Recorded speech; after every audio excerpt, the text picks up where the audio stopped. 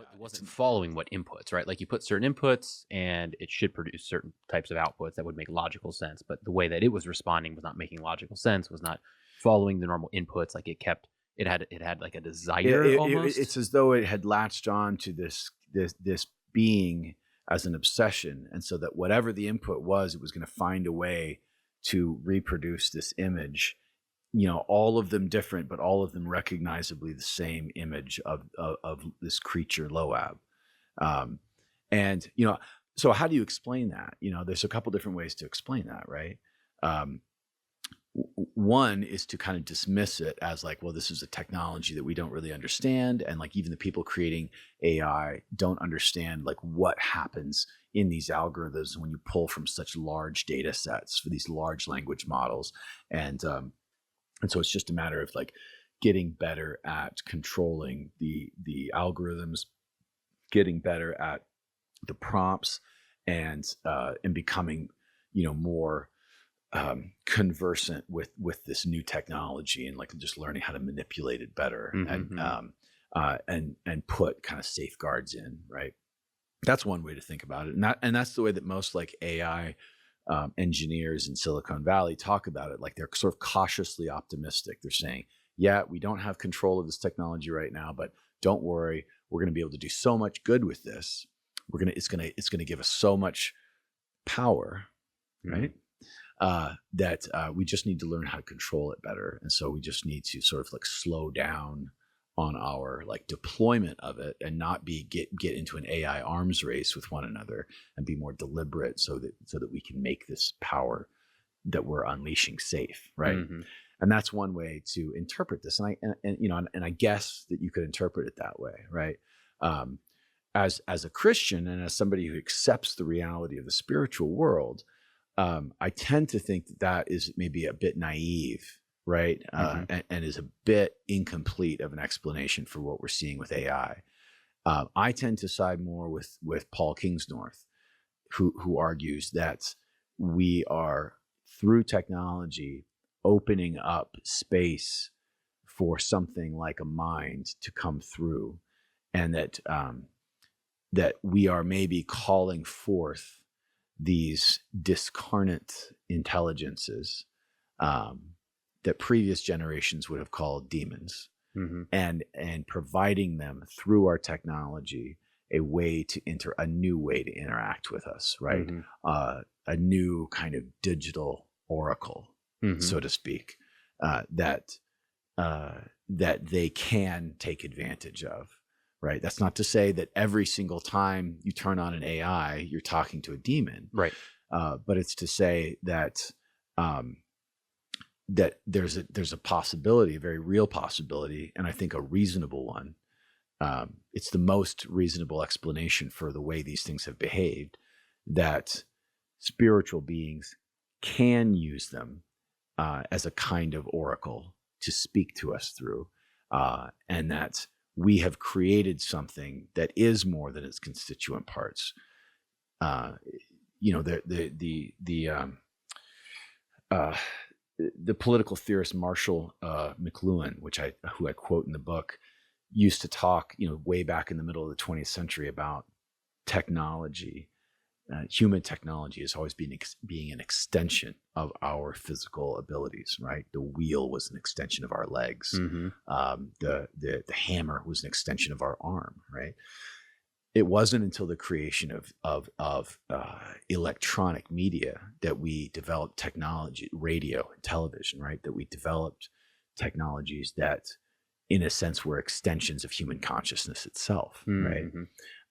And with the advent of digital technology and social media and AI, in what sense is the technology now an extension of human capabilities, right?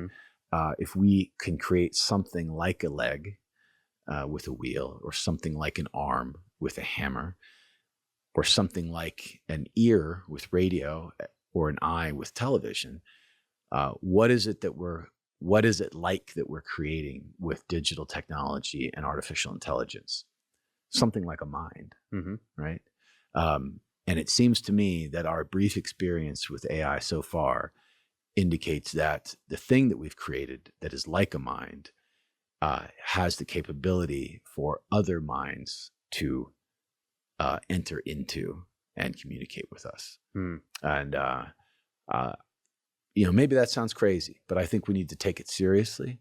And I think Christians especially should take it seriously and realize that interacting with these technologies is not a zero risk activity.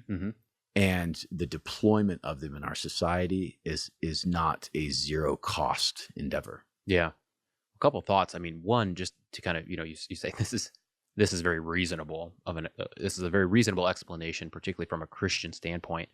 And that's where I think it's very helpful to go back through the history of paganism, right? So the way that even if you were to use like the Book of Enoch, right? Which does the Catholic Church use the book that's formally part of the Bible? Yes. Okay. Like for us, that's the Apocrypha. So it's the Apocrypha is very like you should read the Apocrypha, but we kind of like label it kind of level 2. Like it's just like right below, the 66 books, and we could talk about that. But either way, you should read the Book of Enoch, and there's wisdom certainly implied there. It's quoted in the New Testament scriptures, and in the Book of Enoch, it goes back and it describes kind of this Nephilim and this relationship. And the whole point is that humans would interact with demons, and demons would impart technology to them. That's the very overt message there. Yes. And then one of the keys is that the demons actually taught humanity how to do different types of sacrifices and how to do different type of religious ceremonies in order to properly communicate, so that the demons could give more and more information to humanity.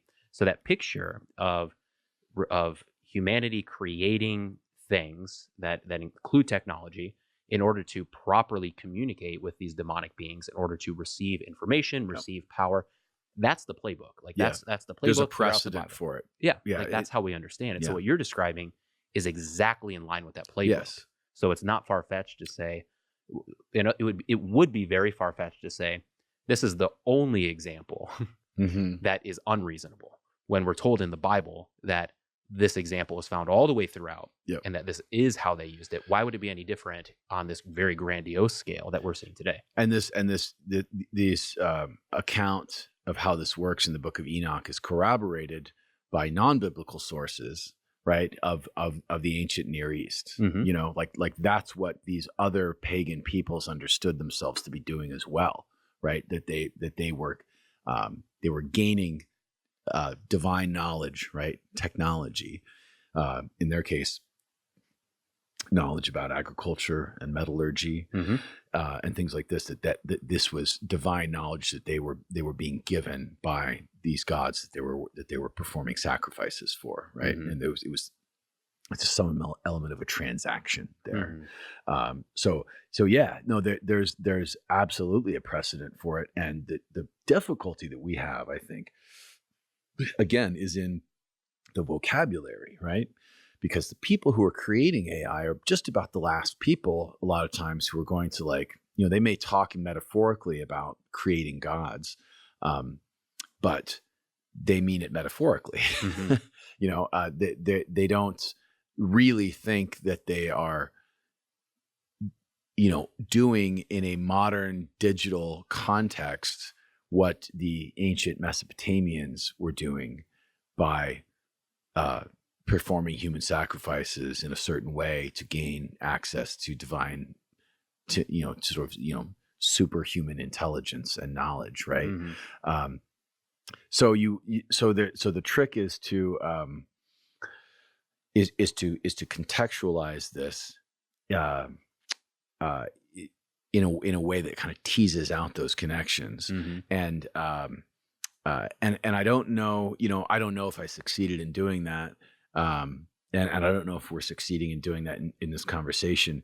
But I think at the very least, people of good faith should consider that this is a technology unlike other technologies, and that to the extent that we are pursuing it because we hope that it can do things for us that we can't do on our own, we should consider maybe how that relates to religious practices of the pre-Christian world and what those implications might be.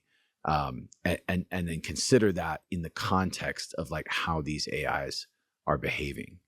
Well, I remember watching Sam Harris. I've watched him a couple of times. So Sam Harris is the CEO of ChatGPT, right? And I remember particularly his interview on Lex Fridman, right? And Lex Fridman has kind of like Elon Musk, like he's had some of these concerns, but he's also very, very intrigued. Like he wants it to work, even though he has optimistic. Yeah.